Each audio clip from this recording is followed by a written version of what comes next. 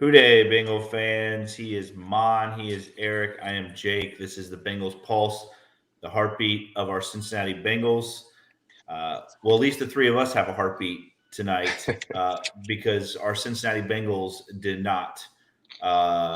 Very, very disappointing game. A lot to talk about. I know we're all on the edge right now. But the three of us are still here to get you guys through it. Thank you guys for joining in live. Really, guys, I mean, from the very start of this game, it just felt like it was going to be one of those nights, right? The Bengals get the ball first, they go down the field, have to punt. Not bad, right? We pinned them down inside the 15-yard line, and the second play of the game, we let Pickens catch a ball. Safety runs into the corner, and next thing you know, he's housed it. His longest play of his career. He hasn't scored a touchdown in like 4 weeks, and of course, he lights us up. Really, guys, from the very beginning of the game, like I said, it looks like the Bengals didn't even get off the plane, Mom. Yeah, Jake. Can you guys hear me? I'm in the back of a car. I'm about to go to a bar with my family. They're here for a Christmas break, and I'm going to drink a lot of beer because I'm upset. Listen, Jake, we were texting, Eric, all of us, and I'm stunned. I didn't expect this. And the amount of explosive plays this defense has given up all year is shocking. And we know Pickens as a drama queen. Pickens is, in the media for a lot of the wrong things, but he has talent. And daggone it, when he plays us, that talent goes off, doesn't it? And I'm just frustrated by it. Third string quarterback looking like Joe Montana out there. It's just unacceptable. And when coaches deserve praise, buddy, we better give them praise because they work hard and they earn it. But guess what? When they deserve criticism, it's okay to call them out. Coach Taylor didn't have his team ready tonight, and it showed. Mark says drink 12 for me. It's going to be 13, Mark. Just send me some Venmo, please. Listen, guys, I mean, you said it perfectly, Mon. This was an embarrassment. I mean, I honestly, Mon, you and I, we don't pull punches, and we're not going to tonight. Again, we give praise when they deserve praise, but going 0-5 in the division this year and just completely getting outcoached in every single game is unacceptable. It's unacceptable. It looks like Joe Burrow is the only quarterback that can beat the Pittsburgh Steelers, which is just insane. This team came into this game on a 3-game losing streak, absolutely looking like dog crap. They look like they hadn't even played. They're not even playing the same sport as everybody else the last 3 weeks. They get blown out by the Indianapolis Colts, a team the Bengals manhandled.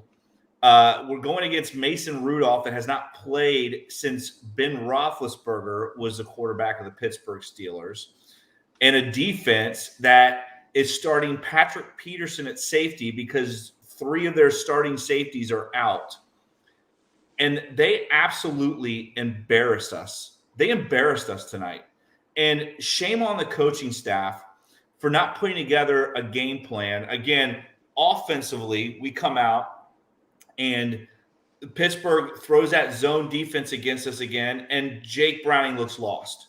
Zach Taylor looks lost. Like they don't know how to game plan against a zone defense, Mon. I've never seen Jake Browning look like he hasn't taken a snap ever in the NFL tonight. Yeah, I'm feeling what you're saying. I agree with you 100%. They just look confused. Something about that Steelers defense, it's the kryptonite to Zach Taylor. They just didn't look prepared. Every yard they did get looked difficult. It was tough to do, except that, of course, the 80-yard touchdown pass to T. Higgins. But everything was just took time. It was a lot of effort. And you could just tell when they're down 14-0, like, man, this is going to get ugly. But I just want to say something. I'm just so frustrated with the ball inside the 5-yard line. You needed 6 inches for a first down, and you throw that pass. I mean, that just You're in shotgun, man. yeah, I know, it drives me crazy. Line up and get 6 inches. If you can't get 6 inches, you don't deserve to win it. And Jake, you mentioned something perfectly. 0 and 5 in this division.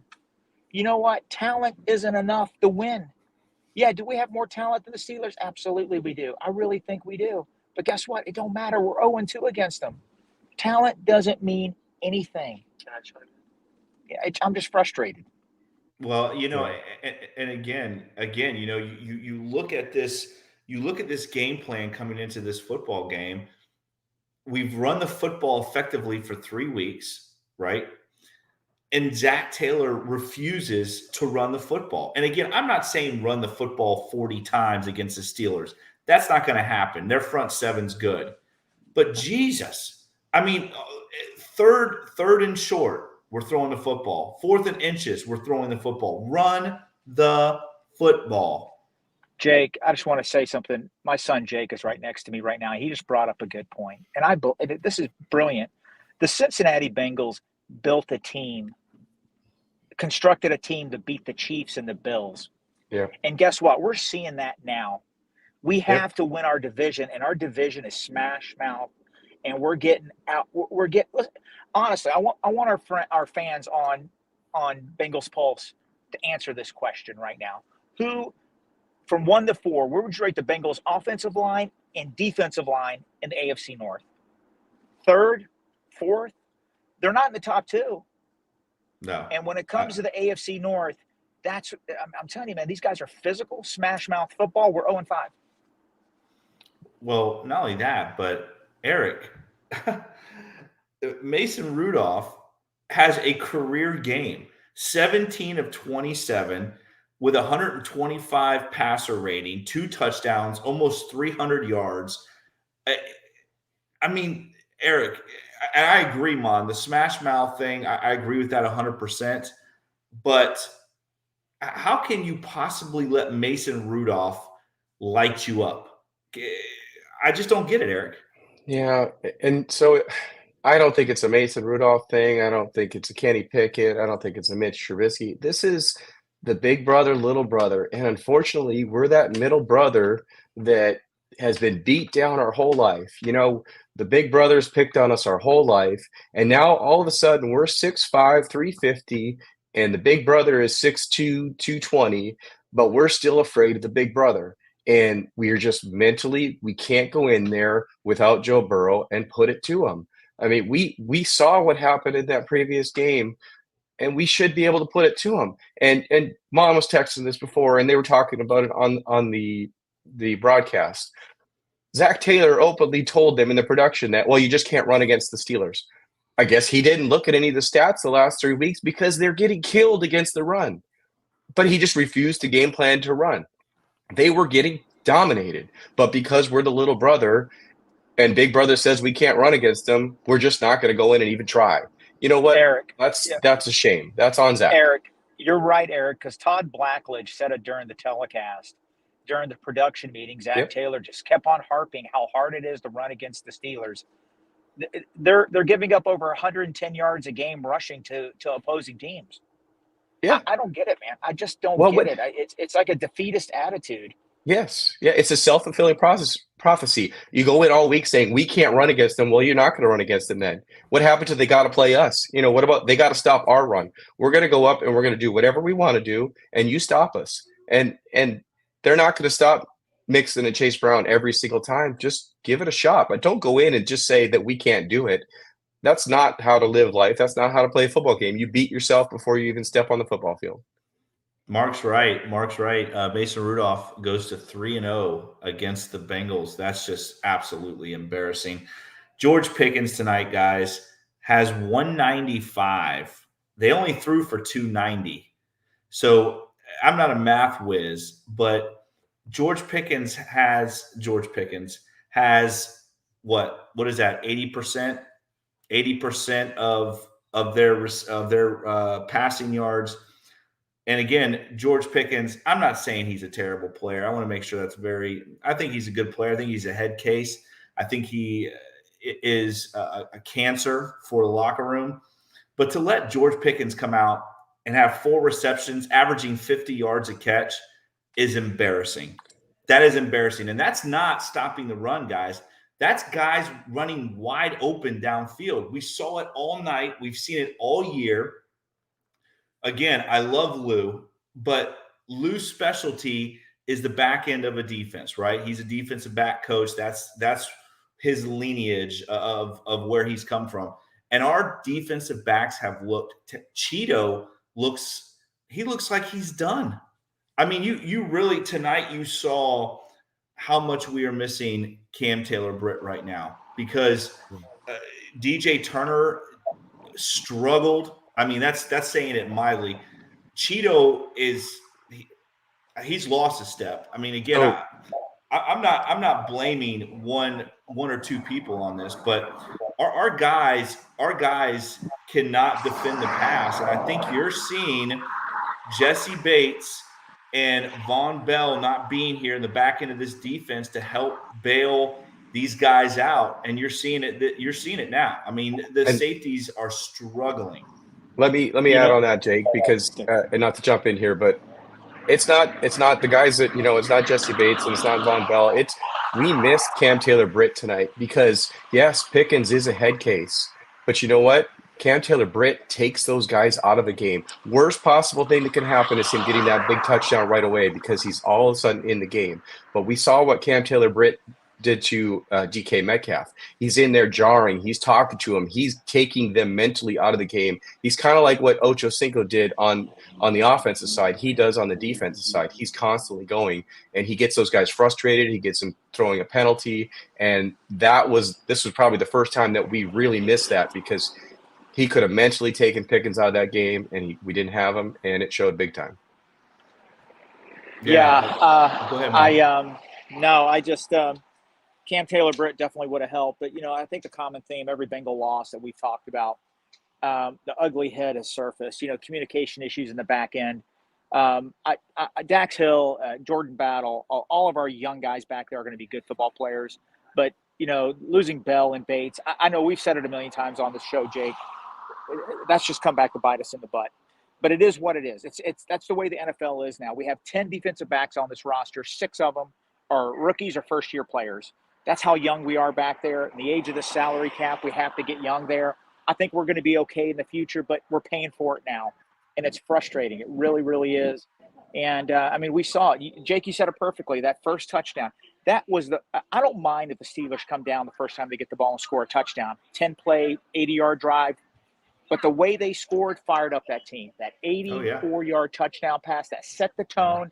We were in trouble right there. The way they scored that, and you're right, Dax Hill just whiffed on that. It should have been a 15-yard completion. That's it. It is what it is. Let's look at the team stats real quick. The Bengals, 17 first downs. The Steelers, 16. Guys, a lot of this is very, very even. Third down efficiency, the Bengals 6 of 13. The Steelers 7 of 14. The Bengals obviously 0 for 2 on fourth down. Terrible, terrible play. The Bengals ran 61 plays to the Steelers' 58 plays. Bengals 368 total yards. The Steelers 397. That puts them over 800 total yards in 2 games versus the Bengals defense.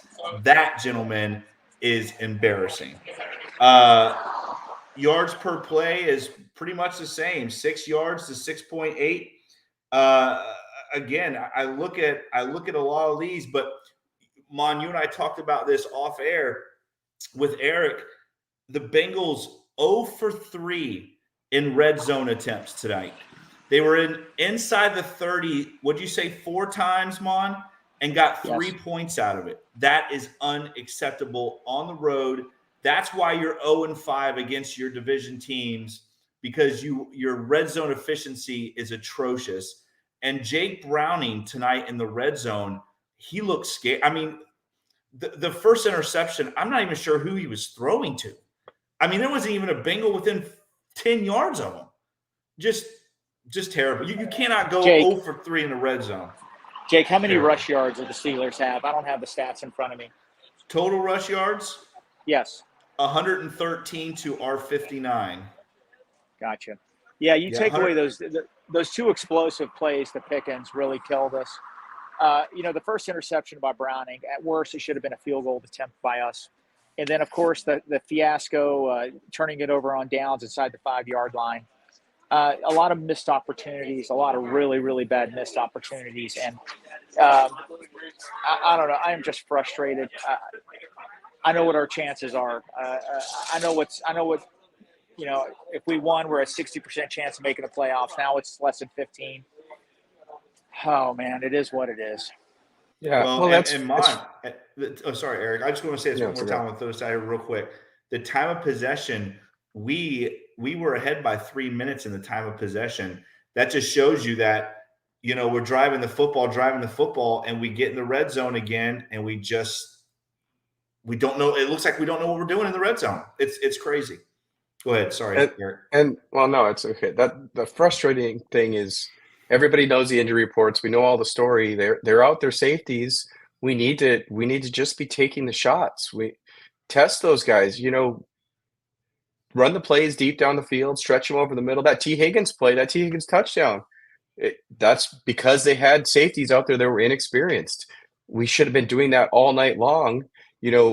Everybody knows that they're injured. You know what? We're injured too, but they've got some key things that we can exploit, and we just didn't try and do it, or we didn't try and do it early enough. And we're all frustrated and we're all upset because in our opinions, you had to win this one because next week is the Chiefs. And yeah, it feels like we've built ourselves to beat the Chiefs and beat the Bills, but nothing's guaranteed out here. And okay, we go out and beat the Chiefs. Well, guess what? We finish with the Browns, and that's another AFC North team that it feels like we're not built to beat anymore. And so we have to win out to even have a shot and get some help. And it's Mount Everest to climb. So that's the frustration, I think, for everybody. And when it was right there, it's Mason Rudolph, it's safeties that, Patrick Peterson doesn't play safety. It's safety off the practice squad. All of a sudden you've got the starting linebacker. Now Miles Jack, who was retired at the beginning of the season, is out there with the green dot. Go take it. You are supposed to be a dominating offense. Go take it. So, well, and again, guys, you look at our pass rush, it's non-existent. If honestly, guys, if Trey Hendrickson is not on the field, we have no pass rush at all. We have none. Trey Hendrickson does get a sack tonight, but that's the only sack of the night. I mean, this is a Steelers offensive line that has looked terrible the last 3 weeks. Absolutely terrible the last 3 weeks. And we cannot get any pass rush at all. And on the other side, Mon, Jonah Williams, a guy who we all talked about coming into the season, he absolutely looked like he was playing left tackle again tonight. I mean, I'm not sure what his PFF grade is going to be, but I'm guessing it's probably about what my grade in math was in high school. I mean, he's going against TJ Watt, so yeah, Eric, but you got to play against those elite rushers. I mean, you got to play. You got to be good. You got to be good. He did look rough. I just the Cincinnati Bengals have absolutely this team shouldn't be 0-5 in the AFC North. I just can't wrap my head around it. It's Jake and Eric. I'm just beyond frustrated. Yeah, I know. I listen. I think you look at. I talked with this Eric mom before you got on, and you look at this Bengals team and what they've done the last 3 weeks against much better competition, guys. The Vikings, the Colts, the Jaguars, much better competition than the Pittsburgh Steelers. And they look like a totally different team, right? 2 losses under Jake Browning against Pittsburgh Steelers. If you compare those 2 games with the other 3, it just doesn't make any sense. It makes no sense. You can't be that good against better, talented teams and look that bad against bad teams. It just doesn't make sense. It makes no sense. Tom Brenneman, former voice of the Reds, sent out the tweet of the night. The Bengals were outcoached, outschemed, and outhustled. It's that simple. Mike Tomlin I can't stand the Pittsburgh Steelers. I can't stand them, and I got to give Coach Tomlin credit. That team, I don't know how he's won 8 games with that team. That's coaching, man. That's attitude. And it's hats off to him. The Cincinnati Bengals got to find a way to become competitive in the AFC North again. We're good in the NFC. We're good in the NFC, and we're good against the AFC South. But we got to be good against the AFC North. I mean, Well, we're good against go the ahead. other AFC teams too. We look what we did to the Bills. Yeah, we had Joe Burrow, but we've held our own with the Chiefs. We took to the Bills. It's again, like you said, it's the AFC North, and that's the division you play in. You have to go to a sports psychologist or whatever, but you got to get out of your own head and go be the big dogs. Like you said last year, we're the big dogs. Well, you're not just the big dogs because of Joe Burrow. You should be able to go and just handle a team that, like Jake said, we've watched these games. They barely put up 16 points in most of these games. And even when they played us last time, we still almost beat them. You should be able to go out there and manhandle a team when they're not very good. They're not very good. They're have gotten lucky a lot, but like you said, it's Mike Tomlin, and Mike Tomlin just mentally owns us. Look at Mon getting off. He's still got it, Jake. Well, let me tell you guys something. If you don't know this, Mon is the mayor of Titusville, where he lives. Everybody in Titusville knows who Mon is. He is the local politician in Titusville. But yeah, guys, it is frustrating. I do want to give T. Higgins a shout out, right? Because no Jamar Chase. T comes out and plays a great game, 5 catches, 140 yards, and a touchdown with his 80-yard touchdown grab. And again, guys, how frustrating was that to you guys, right? We just hit them for an 80-yard touchdown. We get the 2-point conversion, and what does the defense do? Explosive play, yep. Touchdown, and the game's over. I mean, again, I don't want to put all the blame on the defense, because the defense has had their moments this year, just like the offense. I mean, the offense turned the ball over 3 times tonight. You can't win turn the ball three times and be an 0 for 3 in the red zone. So I'm not blaming it all on the defense, guys. But this bend but don't break defense that we've run for the last 3 years, it's catching up to us. Listen, the Pittsburgh Steelers, the first time we played them, had over 400 yards of offense. We just held them out of the end zone the first game. Right? We made them kick field goals the first game. Well, tonight it caught up to us. You cannot let a team go up and down the field on you and expect to have turnovers in the red zone every week and hold people to field goals every week. The NFL, these are the best players in the world. You are not going to do that every week. I saw a stat today where the Bengals defense has doubled the next team as far as turning the ball over in the red zone. So I guess I think they have like 12 turnovers in the red zone, which is great. That's awesome that our defense is turning the ball over in the red zone. But you can't expect to do that every week. You can't give up 400 and 500 yards every week to these teams and expect to get turnovers and hold people to field goals every single week. And that is what has happened the last 3 years with this defense. It's unacceptable. It is unacceptable, guys. I agree. Everything you just said, I agree 100%. I love this defense. I love Lou Anarumo, but this year has it's been ugly. The explosive plays are alarming. We have a lot of good pieces there. And, the way the NFL is going nowadays, guys, look at the Cleveland Browns. I know it's a team we don't like talking about, but they are loaded in a defensive backfield.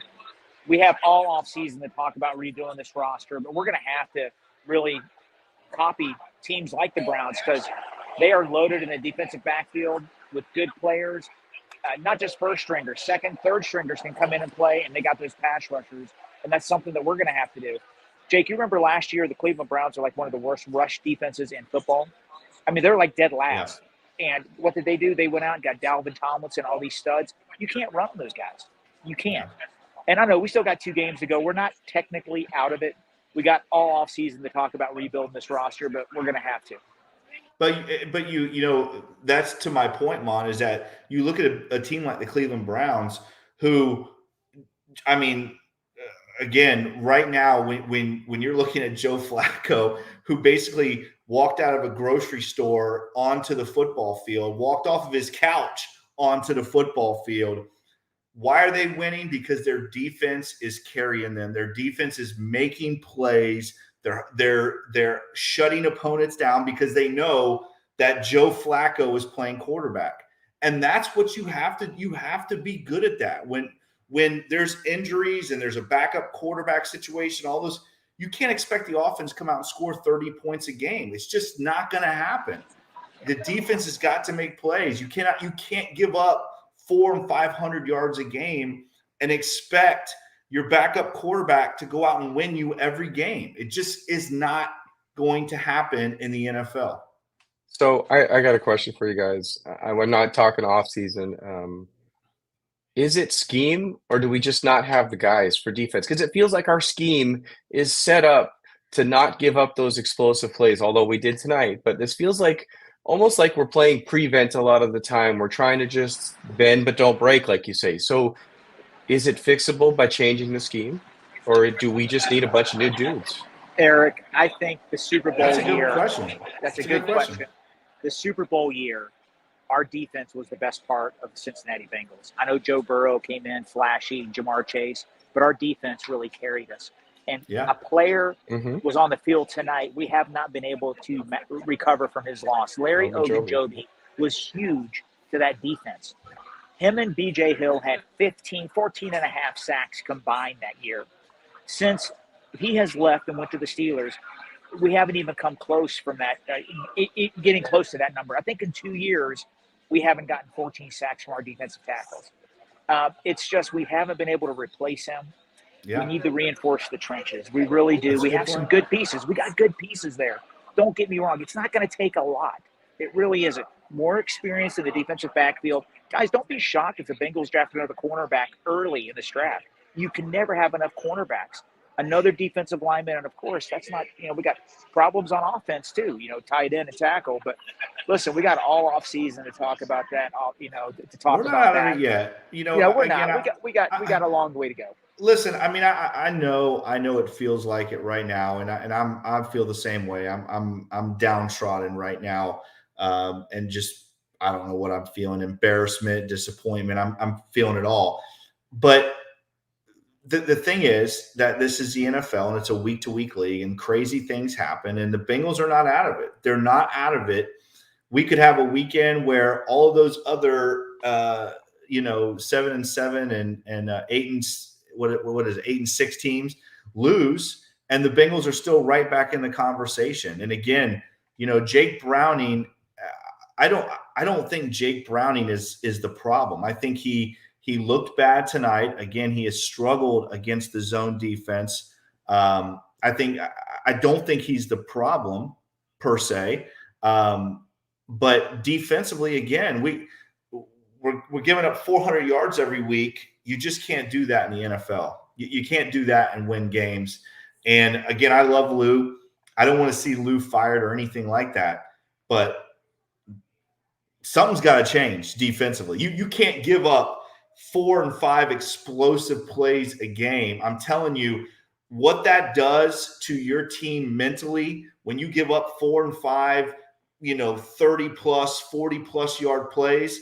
It wears on a team throughout the game. And it seems like every week we're giving up 3 or 4 big explosive plays. Can't do that. So I guess that's kind of part of part 2 of that question is there something that he could do right now? That defense works when you have DJ Reader because he can hold down 3 guys in the run. Is there some adjustment they can make? Do we have to go and Eric, start? Let me tell you what. Sorry, I don't want to mean to cut you off, but let me tell you when that defense works. When you have 2 really good safeties, that's when that defense works, right? When you have 2 guys on the back end of the defense that can control the game, like Jesse Bates and Von Bell. When you have 2 guys like that, you can get away with that defense. But we don't have that. We don't have that. And I'm not blaming the guys back there. That's on the coaches. And that's kind of my point is, can we be more – do we have to shift to a more aggressive approach where, you kind of throw it into the wind that, hey, we may give up an explosive play, but we need to play more aggressive to make something happen. Maybe that means that you give up an explosive play, but you don't give it up explosive play playing timid. You give it up when you're blitzing a safety or you're trying to get in there on them. Listen, go ahead, Mom. I think Lou Anarumo's trying everything. There was an interview he had with Paul Dehner and Jay Morrison in the offseason, I guess at one of the combine meetings, and he mentioned he didn't want to think about not having Bell or Bates back there because at that time free agency hadn't, he hadn't lost those guys, and that was one of his biggest fears. Guys, I hate to harp on it, but it is what it is. Losing Bell and Bates is huge. Dax Hill's going to be a fine player. Jordan Battle's going to be a fine player. Sorry about that. You're good. No, I think those are appropriate for the situation. Let them go. I'm in a bad area right now, man, but it's all good. Well, hopefully everything's okay. No, it is. That's an ambulance drove by. I think that's a symbolic for the Bengals.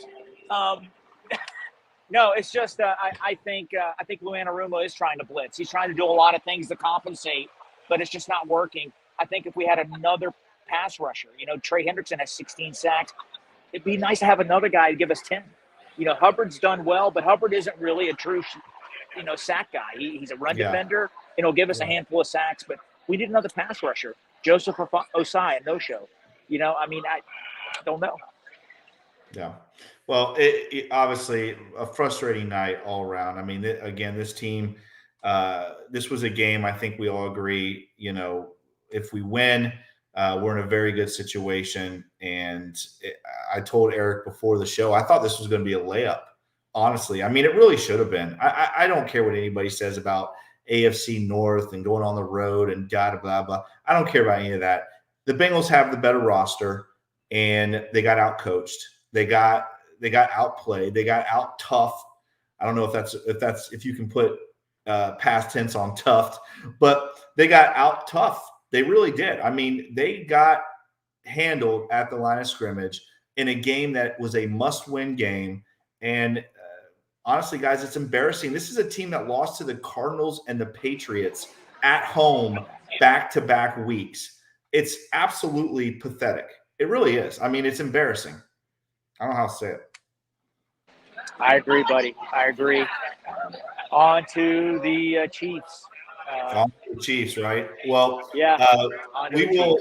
We will be live again this week. Hopefully, I'm going to scoreboard watch because that's who I am. I hate doing that, but we need a lot of help now, right, Eric? Yeah, and so. And that's one thing I wanted to say. We've got some people in here that, and there's a lot of people that have the sentiment that says, hey, punt, you're done with the season. It's over. Move on. Let's talk draft next year. And the part of the reason that we're so frustrated is that's we can't do that. We will never do that. We're Bengals fans through and through. And no matter what, you get your, it's like in the poker world, you got a chip in the chair. There's a chance, So you're saying there's a chance. Until I'm eliminated, I'm going to expect these Bengals to come out, and that's not the team that we root for tonight. They just didn't show up. They stayed in Cincinnati. So I'm not going to give it in. None of us are going to give it in. We're still going to be here previewing the Chiefs Wednesday night. We're still going to be here post Chiefs game, hopefully. And until they say we're eliminated, I'm not going to start talking about the draft because I believe in my Bengals. Maybe this is just part of the very miraculous story. People can say that we're naive or, not looking at being a realist, but hey, I'm a fan. I'm going to root for them. I'm going to expect greatness from them. And if they disappoint me, that's okay. I'll still love them anyway. Let's look at this real quick before we get out of here. Obviously, this is for the Bengal fans like us who are still hoping that there's a chance. This is who we need to be rooting for this weekend. Patriots at Broncos. We need the Patriots to win that. Jaguars at Buccaneers. We need the Buccaneers to win that. Bills at Chargers tonight. We need the Chargers to win that. Browns at Texans. We need the Texans to win that. Colts at Falcons. We need the Falcons. And Raiders at Chiefs. We need the Raiders. So if you are going to be scoreboard watching, that is who you should be rooting for. That is another edition of the Bengals Pulse. As always, Mon, do you want to say something? Yeah, I'm sorry, guys. Real quick, I just want to add one thing. Yeah. The New York Times simulator, I know, Jake, I drove you crazy showing you that stuff. It had us at 99% getting in if we won the last three. Obviously, that's not going to happen.